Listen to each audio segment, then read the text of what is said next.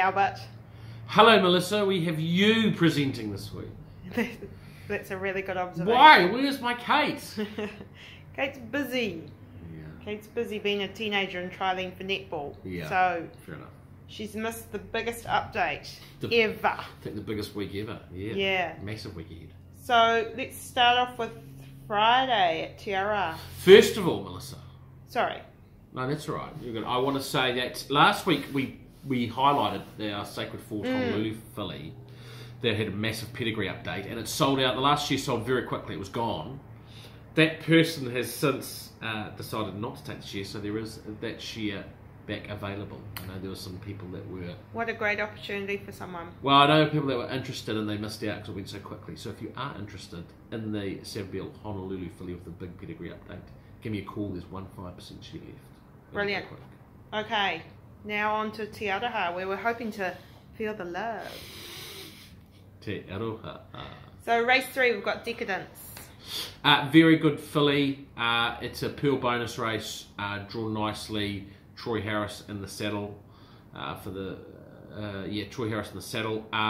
Should get a good run along. The mile suits. Very good winning chance. Very good each way chance. Brilliant. Progressive filly. Next race 4 is Deal's Done. Yeah, very good winner last time. He's gone second first. This it's quite a good field actually. This field. He's got a midfield drawer. He looks very progressive. We've got possibly some derbies in Australia lined up for him.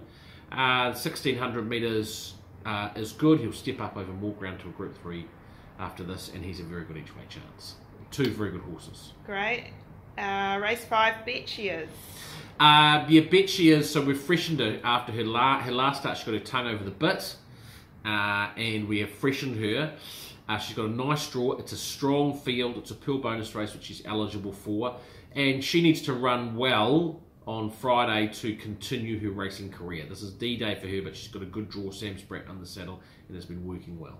Good, good. Next race 6, Mighty Aslan and Prince Albert. So let's start with Mighty Aslan. Mighty Aslan, yeah, a horse we think is a very promising stayer. He ran 3rd last up at just his 2nd start. He has been getting quite worked up before his races. So we've worked him in pacifiers this last week, and that seems to have worked well, seems to have calmed him down. He's going 1400 metres. He'll go a lot further in time. Barrier 12 is a bit awkward. We're going to have to try and get in and get cover. If he does get cover, he should be hitting the line well. He's an improving type of horse. We'll see him get better over more ground. Prince Albert, barrier 17, unlikely to start. He is a horse that we've got Derbies Australia sort of targeted for, but I suspect we won't see him running from barrier 17 on Friday. And then finally, race 8, we've got Running Man. Yeah, fresh up. He's been gelded. Fresh up. He will need this run, but he's got barrier 2, so he should get quite an economical run. And he should be very competitive with a lot of improvement to come, though. If he was to peak on his run and run well and run a placing or run a 4th, we'd be pretty happy because we know there's a bit up our sleeve to come, but he has got a nice draw. And then Saturday, my hometown of Tauranga. Tauranga! And in race 1, we have Ship Shape. Fresh up. We just wanted to wait for the really rock hard tracks of summer to go. It looks like there'll be a little bit of rain. Looks like it might be like a dead fall. Not a lot of rain, but just a bit of give in the track. She's got the appetite barrier of 7.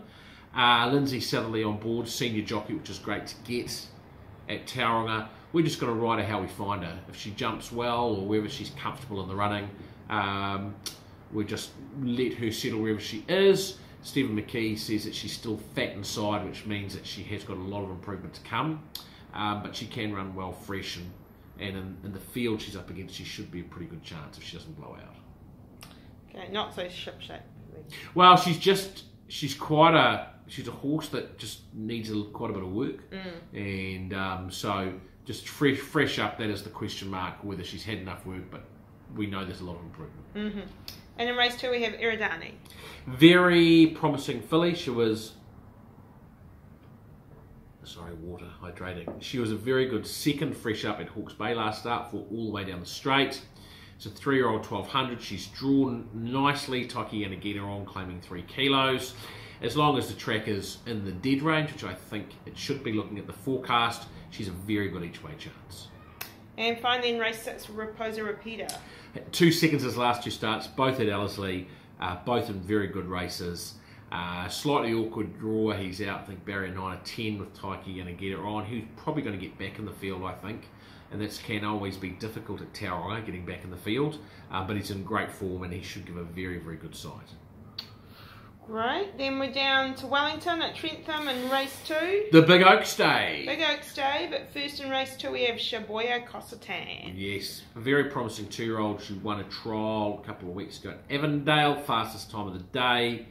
We ummed and ahed about this race. It's an open race, not a maiden, and she's only had 1 start and it is a maiden. So we ummed and ahed for a while, but in the end we've decided to put her in.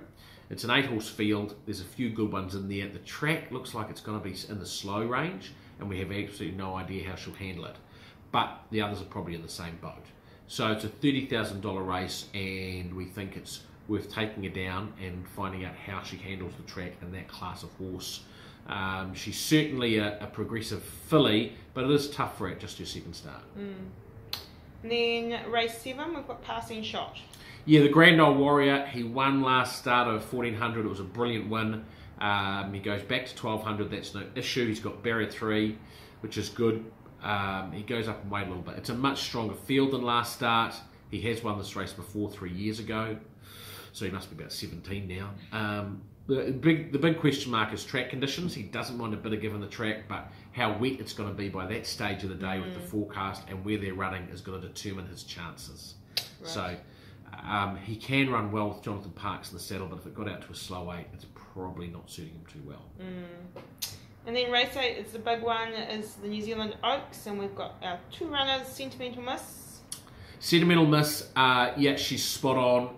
Barrier 2, fantastic barrier. Lisa Allquist gets on, who is the leading jockey in the country. She's ridden it before once for a 2nd. Blinkers go on. She's such a laid-back filly. The blinkers go on to help her take gaps. She's had a perfect preparation. She ran 2nd in the Sir Tristram Fillies Classic 2 starts ago. Last start, she was getting home nicely against the on-pace buyers. So she'll have no fears about the 2400 metre distance, and will have no fears about rain. The big question mark is for all these horses are they the complete package at this point in their careers, and that's what we'll find out. But she's certainly got the profile to run very well. And our 2nd runner is Pull Your Socks Up.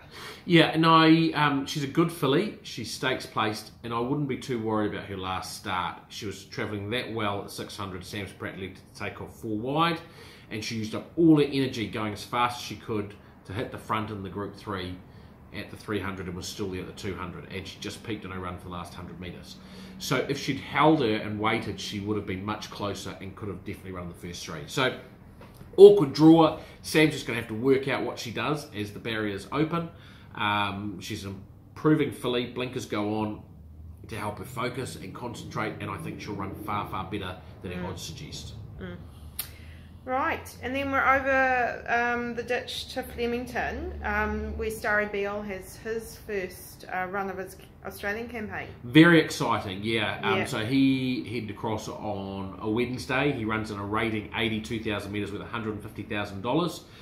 The track will be firm, left-handed he loves, blinkers go on, barrier 18 isn't so good.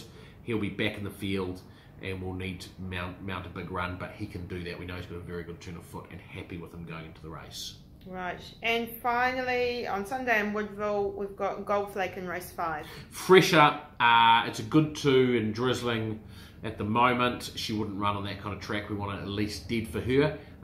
She's won a jump out going into this. She'll need the race. She'll be better as she gets up to 1,600 and 2,000 metres, but would like to see her run a nice, good, even race. If she could be hitting the line, even if she's finishing midfield, we'll be very happy, looking forward to upcoming starts.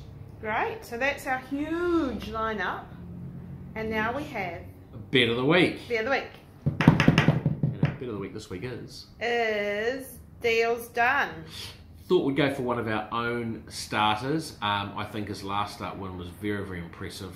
I think staying in his age grade is good, and I think he'll run very, very well at Terra on Friday. So let's see if we can get our Bet of the Week back on track. There you go. Thank you. Thanks. I'll see you next week. Bye.